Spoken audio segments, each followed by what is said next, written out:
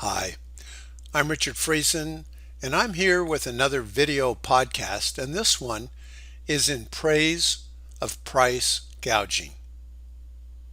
That's right, in praise of price gouging. Now, who could possibly praise price gougers? Well, you're going to find out in a minute because that is what I'm going to do. I'm going to praise price gougers. Now, I know with the current virus problems that people have been price gouging on hand sanitizers and for some reason toilet paper.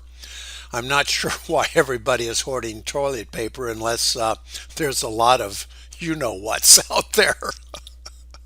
But anyway, so how do we possibly think of price gougers and praising them? Well, imagine for a moment that you're in the desert. You've been there for 3 days. You're calling in the hot sun. You haven't had a drink of water in all that time. And there is a palm tree. And under the palm tree is a lemonade stand with a man there. So you crawl up to the lemonade stand and say, "Oh, please, I need a drink of lemonade." And he says, "Okay, $50." And you go, "What? $50? That's price gouging. That's price gouging and I won't stand for it." Well, your voice is going probably like this. I won't stand for it. He says, "Well, I know, but it's $50." So you pull out a credit card and you pay him, and that lemonade saves your life. And you ask him, you say, "Well, why is it so? Why you're price gouging?" And he says, "Well, training the camels, hauling it across the desert, having the man to manage the camels, and sitting here and quite honestly, I don't get a lot of customers crawling across the desert, so I have to charge $50 a glass." But I want you to think for a moment that $50, are you really buying lemonade or are you buying your life? And what is that worth? So, with that extreme example, now let's look at one that's probably more realistic. Let's say there is a hurricane coming to the Texas coast. And some entrepreneur says, "I know what's going to happen. I'm looking around the corner."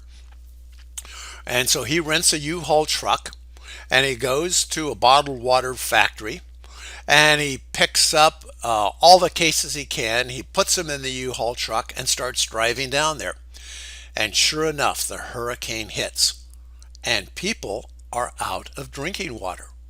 So he puts his truck in the parking lot. He opens the back door and people start to come to get his bottled water. And he says, "That's $10 a bottle." $10 a bottle? That's price gouging. You're immoral. You're a bad person. But again, what is he really selling? Is he selling bottled water? Or is he selling the health and safety of your family? So he's doing a number of things. The first thing he's doing, he's telling suppliers to start to gear up to make more bottled water. The bottled water factory says, "Whoa, he just took all our inventory. We better make some more." Because of his early thinking and thinking of what's going to be needed in the future, he's already giving the information to the marketplace to start to prepare for that event. So the people who are buying bottled water, I mean, that's just like 2 Starbucks coffees, right? $10.